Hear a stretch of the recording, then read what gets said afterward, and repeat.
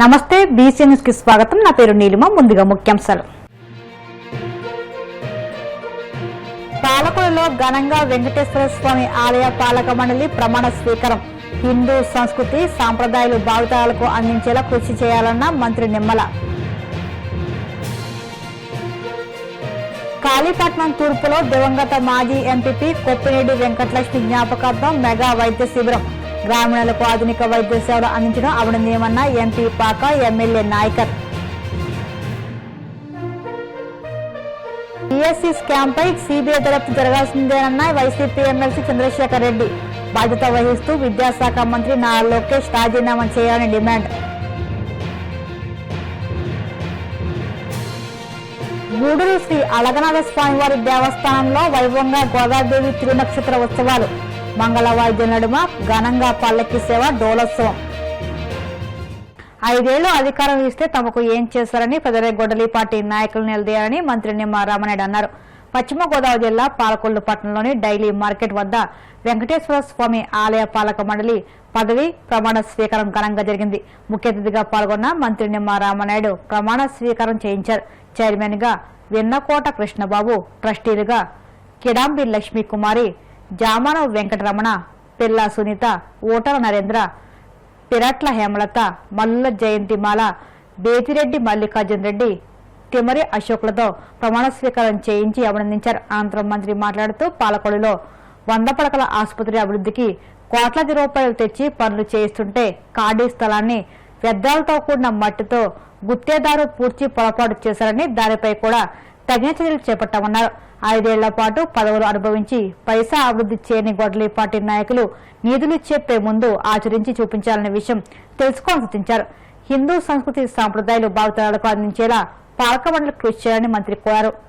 నా నియోజకవర్గానికి మాత్రం ఎక్కడా కూడా లోటు లేకుండా ఇవాళ మంత్రిగా ఉన్నాం, రాష్ట్రమంతా తిరుగుతున్నాం అనేటువంటి విషయం ఒక పక్కన ఉన్నా, మరొక పక్కన నా నియోజకవర్గానికి గతంలో కంటే కూడా ఎక్కువ సేవలు అందిస్తూ ఇప్పుడే జీవి గారు చెప్పారు. 2 సంవత్సరాలు మనం వచ్చింది.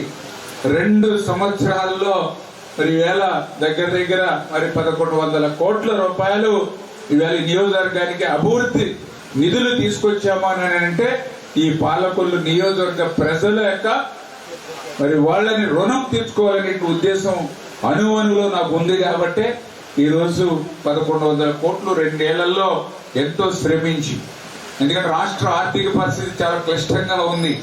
వెంటిలేటర్ మీద ఉన్నటువంటి ఆర్థిక స్థితిని మనకు వారసత్వంగా ఇచ్చింది గత ప్రభుత్వం.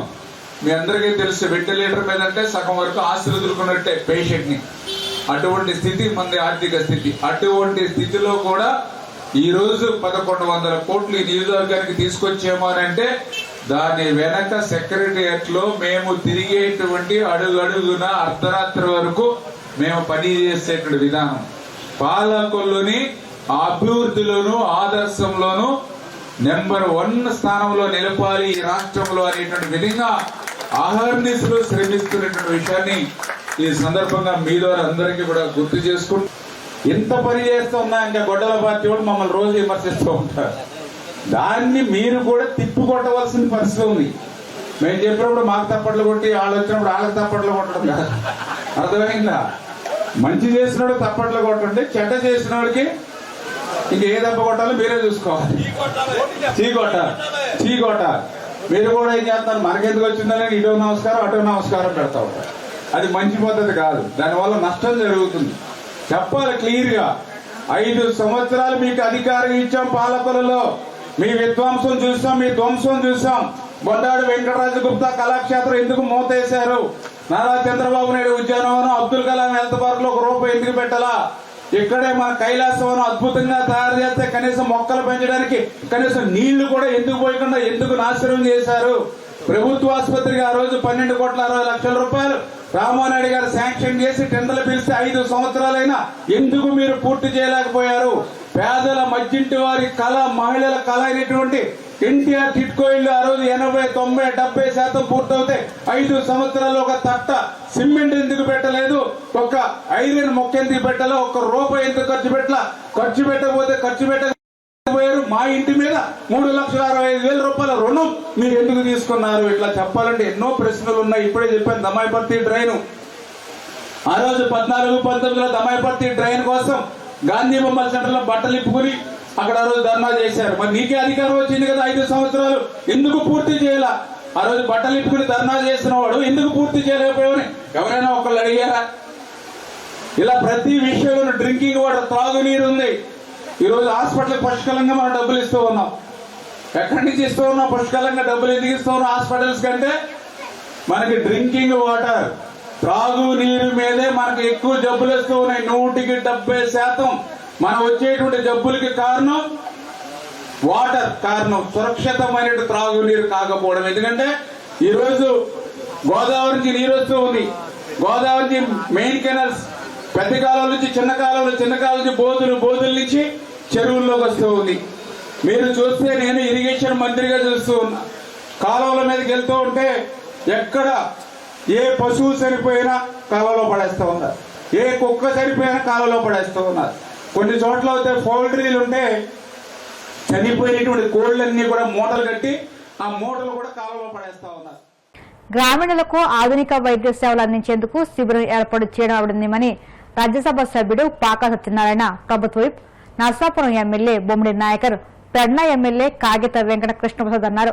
పశ్చిమ గోదావరి జిల్లా మొగల్తూరు మండలంలోని కాళీపట్నం తూర్పులో దివంగత మాజీ ఎంపీపీ కొప్పిరెడ్డి వెంకటలక్ష్మి జ్ఞాపకార్థం ఆమె భర్త మాజీ సర్పంచ్ వెంకటేశ్వరరావు కుటుంబ సభ్యులు ఏర్పాటు చేసిన మెగా వైద్య శిబిరాన్ని ఆయన ప్రారంభించి మాట్లాడారు.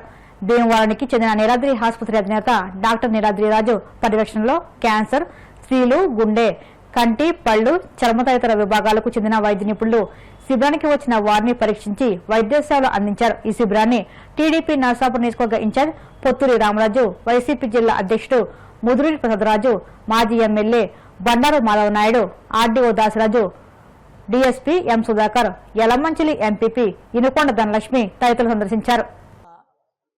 నర్సాపురం నియోజకవర్గంలోని మొగల్తూరు మండలంలో కాళీపట్నం గ్రామంలో ఈరోజు కొప్పిరెడ్డి వెంకటలక్ష్మి గారి యొక్క జ్ఞాపకార్థం వారి భర్త గారు యొక్క మెగా మెడికల్ క్యాంపు, భీమవరానికి చెందినటువంటి ప్రసిద్ధ వైద్యులు నీలాద్రి హాస్పిటల్స్ అధినేత డాక్టర్ నీలాద్రిరాజు గారి నేతృత్వంలో ఈరోజు ఇక్కడ మెగా మెడికల్ క్యాంప్ ఏర్పాటు చేయటం, ఆ ఏర్పాటు చేసిన సందర్భంలో దాదాపుగా వేలాది మంది ఈ యొక్క ప్రాంతవాసులందరూ కూడా వచ్చి ఇక్కడ పరీక్షలు నిర్వహించుకునేటటువంటి ప్రయత్నం అంతా కూడా జరిగినటువంటి విషయం మనందరూ కూడా తెలిసింది.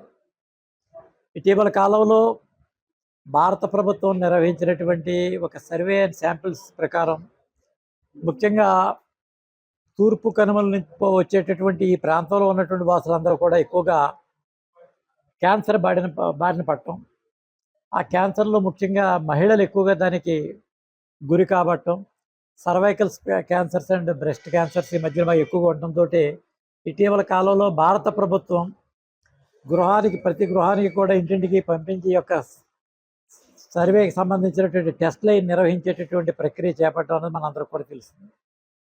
అయితే దాంతోపాటు స్వచ్ఛందంగా చేసేటటువంటి ఈ యొక్క వ్యక్తుల యొక్క సేవలు ఏవైతే ఉన్నాయో దీన్ని కూడా అందులో మమేకం చేసి కలిపేటటువంటి ప్రయత్నం.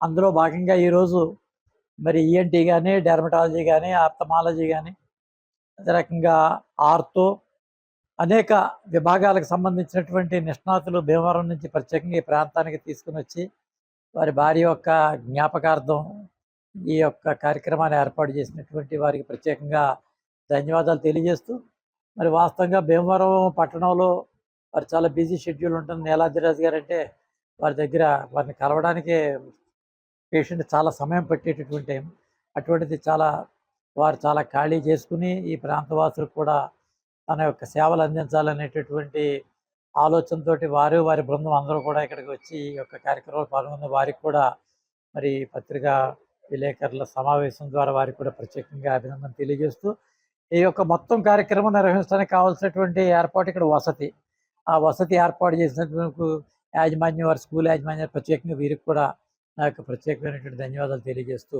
ఈ కార్యక్రమం పాల్గొన్న నన్ను కూడా భాగస్వామ్యం చేసినందుకు మీరందరికీ కూడా నేను ధన్యవాదాలు తెలియజేస్తూ సెలవు తీసుకుంటాను. డిఎస్సి నియామకాల్లో స్కామ్ జరిగిందని ఎన్నో ఆధారాలతో మేము బయటపెట్టినా ఇంకా ప్రభుత్వం సిబిఐ దర్యాప్తునకు ఆదేశించకుండా ఉద్యోగాలు వచ్చిన వాళ్లతో నిరసనలు చేయించడం, ప్రశ్నిస్తున్న వారిపై విమర్శలు చేయించడం దారుణమని వైసీపీ ఎమ్మెల్సీ పవతరి చంద్రశేఖర్ రెడ్డి మండిపడ్డారు. డిఎస్సీలో అక్రమాలు బయటకు రావాలంటే సిబిఐ దర్యాప్తు జరిపించాల్సిందేనని, అంతకన్నా ముందు మంత్రి నారా లోకేష్ రాజీనామా చేస్తే ఈ దర్యాప్తు పారదర్శకంగా ముందుకు సాగుతుందని తెలిపారు. ఈ మేరకు మండలి సమావేశంలోనూ ప్రభుత్వంపై ఒత్తిడి తెస్తామని చంద్రశేఖర్ రెడ్డి వెల్లడించారు. ఎప్పుడైనా కూడా చూడండి, గతంలో రాజశేఖర రెడ్డి గారు వోక్స్ వ్యాగన్ అనే ఆరోపణ రాగానే తన సహచర మంత్రి మీద వచ్చినప్పుడు వెంటనే సిబిఐ ఎంక్వైరీ కాల్ఫర్ చేయడం కూడా జరిగింది. అలానే పరిటాల రవి గారి హత్య కేసుకు సంబంధించి కూడా ఆరోపణలు రాగానే సిబిఐ ఎంక్వైరీకి పిలుపునివ్వడం జరిగింది. జగన్మోహన్ రెడ్డి గారి ప్రభుత్వంలో కూడా ఆయనకు సంబంధించినటువంటి కేబినెట్ లో ఒక మంత్రి గారి మీద కోర్టులో కొన్ని పేపర్లు మిస్ అయినాయనే ఒక ఆరోపణ రాగానే ఆయన సిబిఐ ఎంక్వైరీకి వేసి ఒక పారదర్శకమైనటువంటి పరిపాలనను ఆ రోజు రాజశేఖర రెడ్డి గారు కానీ తర్వాత జగన్మోహన్ రెడ్డి గారు కానీ అందించినటువంటి పరిస్థితి మనం చూసినాం. మరి ఈ రోజు మీరేం చేస్తా ఉన్నారు? ఇంత పెద్ద ఆరోపణ వచ్చిన తర్వాత సుమారుగా 3 లక్షల మందికి పైగా విద్యార్థులు నిరుద్యోగులు రాసినటువంటి ఈ పరీక్షల్లో అవకతవకలు జరిగినాయి, మీరు ఉద్యోగాలు అమ్ముకున్నారు, పేపర్లు లీక్ అయినాయని సాక్ష్యాలతో సహా మనకు బయట వచ్చిన తర్వాత కూడా మీరు ఈ రోజు వారి గొంతును నొక్కేదానికి కేసులు పెట్టడానికి ప్రయత్నిస్తా ఉన్నారే గాని ఎక్కడా కూడా మీకై మీరు క్లీన్ చిట్ ఇచ్చుకుంటున్నారే గాని ఒక ఎంక్వైరీ జరగాలి, ఆ ఎంక్వైరీలో మీరు నిర్దోషులుగా బయటపడాలన్న ఆలోచన మీకు లేదు. ఎందుకంటే మీరు తప్పులు చేస్తున్నారు కాబట్టి. అడుగునా కూడా తప్పులు, చేతగానితనం, అవకతవకలు, అవినీతి ఇవన్నీ కలిసి ఈ మెగా డిఎస్సి ఈ రోజు రోడ్డు మీదకి ఇన్ని లక్షల మందిని తీసుకురావడం కూడా జరిగిందని మీ అందరికి కూడా తెలియజేస్తా ఉన్నాను. ప్రధానంగా అందరికి కూడా తెలిసినటువంటి విషయం నవీన్. ఈ నవీన్ అనే ఎపిసోడ్ విషయంకి వచ్చేటప్పటికి అతను ఎస్సీఆర్టీలో ఒక అవుట్ సోర్సింగ్ ఎంప్లాయీ కింద డేటా ఎంట్రీ ఆపరేటర్ గా పనిచేస్తా ఉన్నాడా లేదా? పనిచేస్తున్నాడు. క్వశ్చన్ పేపర్ తయారీ ఎవరు చూశారు? ఎస్సీఆర్టీ చూసింది. డిఎస్సి నిర్వహణ గానీ ఎస్సీఆర్టీ క్వశ్చన్ పేపర్ తయారు చేసినటువంటి ఎస్సీఆర్టీ గానీ రెండింటిని కూడా ఎవరు పర్యవేక్షించారు? ఒకే వ్యక్తి కృష్ణారెడ్డి గారు. డిఎస్సిని గానీ క్వశ్చన్ పేపర్ ప్రిపరేషన్ గానీ రెండింటిని కూడా కృష్ణారెడ్డి గారు ఒక్కరే ఆయన కోఆర్డినేట్ చేయడం జరిగింది. అదేవిధంగా ఏదైతే ఈ నవీన్ ఉన్నాడో క్వశ్చన్ పేపర్ తయారు చేసినటువంటి ఎస్సీఆర్టీలో డేటా ఎంట్రీగా పనిచేస్తున్నటువంటి ఈ నవీన్ అనే అవుట్ సోర్సింగ్ ఎంప్లాయీకి ఫస్ట్ ర్యాంక్ వచ్చిందా లేదా? ఇంకొక సబ్జెక్ట్ రాస్తే దాంట్లో కూడా విభిన్నమైన సబ్జెక్ట్ లో కూడా 6th ర్యాంక్ వచ్చిందా లేదా? ఇవన్నీ కూడా వాస్తవాలు. ఇక్కడ అందరూ కూడా చెప్తున్నది ఏంటంటే ఈ నవీన్ అనే వ్యక్తి ద్వారా చాలా మంది స్టూడెంట్స్ కి గానీ కొన్ని కోచింగ్ సెంటర్లకి ఇతని ద్వారా పేపర్లు సర్క్యులేట్ అయినాయని వాస్తవంగా ఈరోజు సాక్ష్యాలతో సహా చెప్పడానికి ముందుకు వస్తా ఉన్నారు. అయితే సిబిఐ ఎంక్వైరీ జరిగితేనే దీనికి ఒక న్యాయమైనటువంటి పరిష్కారం ఏర్పడుతుందని ఈ రోజు అందరూ కూడా ఆలోచిస్తా ఉన్నారు. ఆ కోచింగ్ సెంటర్ల పేర్లు కూడా ఈ రోజు చెప్తా ఉన్నారు. ఎవరెవరికి క్వశ్చన్ పేపర్లు అందినాయి, ఎవరెవరు దీని ద్వారా లబ్ధి పొందినారు, ఇవన్నీ కూడా ఈ రోజు మనకు ముందు వస్తున్నటువంటి వాస్తవాలు. ఇంత పెద్ద తప్పు జరిగినప్పుడు మేము ఈ రోజు కూడా ఒకటే చెప్తా ఉన్నాం, డిఎస్సిని రద్దు చేయమని, ఉద్యోగాలను రద్దు చేయమని ఎవరు అనట్లా. అపోహలు మీరు క్రియేట్ చేయవల్ల కేవలం ఎంక్వైరీ చేయండి. ఎంక్వైరీలో మీకు క్లీన్ చిట్ వచ్చిందనుకోండి, మరలా మీరు విద్యాశాఖ మంత్రిగా కాకుండా ముఖ్యమంత్రిగానో ఉప ముఖ్యమంత్రిగానో మీరు కొనసాగొచ్చు. ఒకవేళ కనుక దాంట్లో తప్పులు ఉన్నాయన్నది రుజువైతే మాత్రం తప్పకుండా కూడా తప్పు చేసిన వారికి శిక్ష పడకపోతే రాబోయే రోజుల్లో ఏ నిరుద్యోగికి గానీ ఉద్యోగికి గానీ లేదా విద్యార్థులకు గానీ ఎవరు కూడా ఈ వ్యవస్థల మీద ఈ ప్రభుత్వాల మీద నమ్మకం కలిగేటువంటి పరిస్థితి ఎప్పుడు కూడా ఉండదు. కాబట్టి తప్పకుండా కూడా ఇంత పెద్ద ఎపిసోడ్ జరిగిన తర్వాత ఇంకోటి కూడా చెప్తాను. ఇదొకటే కాదు, మదనపల్లిలో ఒక సబ్జెక్ట్ సంబంధించి ఒక ట్రాన్స్లేషన్, ఒక మీడియంకి సంబంధించి ట్రాన్స్లేటర్ గా అక్కడి నుంచి ఒక వ్యక్తిని ఇక్కడ క్వశ్చన్ పేపర్ ప్రిపరేషన్ అప్పుడు పిలిపించడం కూడా జరిగింది. ఆయన వచ్చిన తర్వాత ఆయన ఫ్రెండ్ కి సంబంధించిన ఒకే ఫ్యామిలీలో అదే సబ్జెక్ట్ కి సంబంధించి 3 వ్యక్తులకి టాప్ ర్యాంక్స్ వచ్చినాయి. ఒకరికి ఫస్ట్ ర్యాంక్ వచ్చింది, మిగతా 3 కూడా అంటే భార్య, అక్క, ఇంట్లో ఇంకొక ఫ్యామిలీ మెంబర్స్ 3 కూడా ఉద్యోగాలు రావడం. వారి ద్వారా అక్కడ ఉన్నటువంటి వారందరికీ కూడా ఆ సబ్జెక్ట్ కి సంబంధించినటువంటి పేపర్ లీక్ అయింది అన్నది ఈ రోజు అందరూ కూడా వాస్తవాలతో సహా ముందుకు వచ్చి మాట్లాడుతూ ఉన్నారు. అదేవిధంగా ఇంకొకటి కూడా, ఒంగోలుకు సంబంధించినటువంటి ఒక ప్రభుత్వ ఉద్యోగి కూడా ఆయన ద్వారా గతంలో ఆయన ఒక టెట్ ఎగ్జామినేషన్ ని చెన్నైలో సెంటర్లో పెట్టుకొని అక్కడ కొన్ని పొరపాట్లు చేసినారని 2018-19లో ఆ రోజు టీడీపీ ప్రభుత్వంలో కొన్ని బయట వచ్చినాయి. మరి ఇదే రోజు ఇదే 2025కి వచ్చేటప్పటికి ఆయన ఇప్పుడు కాసేపు ప్రకటనలు.